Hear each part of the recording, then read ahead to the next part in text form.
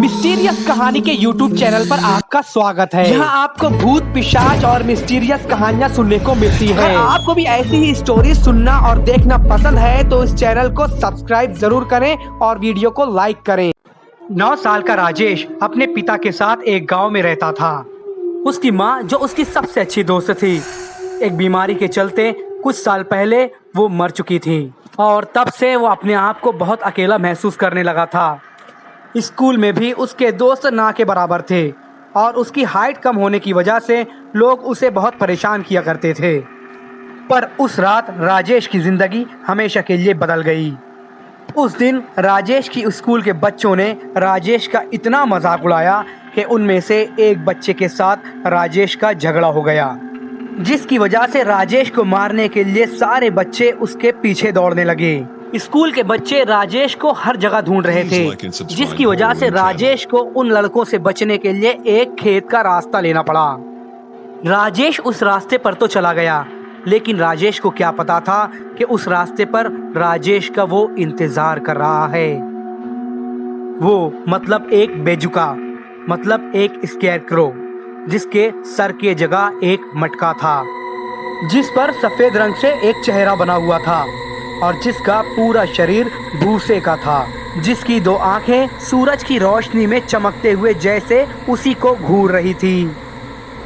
उस बिजुका को देखकर राजेश को ये एहसास हो गया था कि वो उस खेत में आ गया है जहां कोई भी नहीं जाता, क्योंकि पूरे गांव वालों को पता था कि उस खेत में जाना मतलब उस बिजुका के हाथों अपनी जान गंवाना था। वो वहां खड़े होकर उस बिजुका को ही देखे जा रहा था कि उतने में वो जो लड़के उसका पीछा कर रहे थे वहां पर पहुंच गए और उन्होंने राजेश को चारों तरफ से घेर लिया। डरे हुए राजेश को पता था कि उसका क्या अंजाम होने वाला है। उसने अपनी हार मानकर उन लड़कों के हाथों पीटने के लिए तैयार हो गया और उसने अपनी आंखें बंद कर ली। राजेश वहीं खड़ा होकर रोने लगा, पर तभी उसे भूसे के हिलने की और उसके स्कूल के लड़कों के कर्राहने की आवाजें आने लगीं। जब राजेश ने आंखें खोली तो उसने देखा कि उसकी स्कूल के जो लड़के उसको मारने आए थे वो जमीन पर पड़े हुए हैं और उन लड़कों के हाथों पर गहरी चोटें आई हुई हैं। ये घटना के बाद सभी लड़के भागकर अपने घर चले गए। राजेश की हालत इस घटना के बाद इतनी बुरी हो गई थी कि वो सुन्न पड़ गया और वो सीधा सोने के लिए चला गया। जो कुछ भी उस खेत में हुआ था राजेश वो सब सोचता पड़ा रहा, पर राजेश को ये समझ में नहीं आ रहा था कि उस बेजुका ने राजेश को क्यों नहीं मारा। पर यही सोचते सोचते उसकी आंख लग गई। देर रात गए उसकी अचानक से आंख खुली। उसने देखा कि वही बेजुका कमरे की खिड़की से उसी सफेद आंखों से उसे घूर रहा था। इससे पहले कि राजेश कुछ कर पाता, बिजुका ने भूसे वाले हाथ खिड़की से अंदर डाले और राजेश के हाथ पकड़ लिए। राजेश छटपटाने लगा, मगर तभी उसे एक छोटे बच्चे का दृश्य दिखने लगा जो अपनी गेंद को ढूंढते हुए उसी खेत में जा रहा था। नीची जाति का होने की वजह से कुछ ऊंची जाति वालों ने लाठी और डंडों से पीट पीट कर उस बच्चे को वहीं मार डाला और इस हत्या को छुपाने के लिए ऊंची जात वालों ने इस लड़के की लाश को इस बिजुका के अंदर छुपा दिया। ये सब देखकर राजेश को समझ में आ गया कि वो बिजुका उसकी ही तरह एक छोटा बच्चा था जो शायद सिर्फ उसका दोस्त बनना चाहता था। उसकी कहानी जानकर राजेश और बिजुका दोस्त बन गए। पर पिछली रात जो गांव में बच्चों के साथ हुआ था, उसके चलते राजेश के पिताजी, जो कि एक पंडित थे, उन्हें उन बच्चों की आत्मा को शुद्ध करने के लिए बुलाया गया, क्योंकि उनके माँ बाप को डर था कि पिछली रात जो कुछ हुआ उसके बाद बिजुका उनके बच्चों के पीछे पड़ जाएगा और उन बच्चों को मार डालेगा।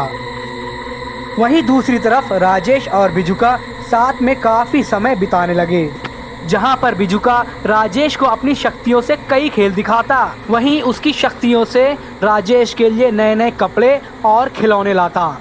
कुछ दिन बाद जब राजेश का जन्मदिन आया, उसकी क्लास के कई लड़के राजेश से लड़ने लगे और वो लड़ाई इतनी बढ़ गई कि उनमें से एक लड़के ने राजेश की माँ की मौत का मजाक उड़ाने लगा, जिसकी वजह से राजेश को इतना गुस्सा आया कि उसने बगल में पड़ा हुआ डस्टर उठाकर उस लड़के के सर में दे मारा और वहाँ से वो भाग गया। राजेश भागता हुआ स्कूल के पीछे पहुँचा। इसके बाद कुछ ऐसा हुआ जिसकी वजह से पूरा गांव हिल गया, क्योंकि उस रात राजेश की क्लास के उन बच्चों को बिजुका के भूत से भरे हाथों ने उनकी छातियों को चीरकर मौत के घाट उतार दिया। उन बच्चों की मौत के बाद सारे गांव वालों ने सोच लिया कि आज वो बिजुका को जलाकर हमेशा के लिए खत्म कर देंगे। सारे गांव वालों ने उस बिजुका को ढूंढना शुरू कर दिया, पर बिजुका उन्हें कहीं नहीं मिला। राजेश के पिता जब रात को घर पहुंचे तो राजेश घर पर नहीं था। उन्होंने आसपास देखा, तब भी उन्हें राजेश कहीं नहीं दिखा। वो बहुत डर गए और हाथ में मशाल लिए उसे हर जगह ढूंढने लगे। जब राजेश उन्हें कहीं नहीं मिला तब वो थक हार कर अपनी बीवी की मनपसंद जगह जाकर बैठ गए और फूट फूट कर रोने लगे। उन्हें लगा कि वो बेजुका उनके बेटे को भी कहीं ले गया है। अचानक उन्हें राजेश की आवाज़ें सुनाई देने लगी।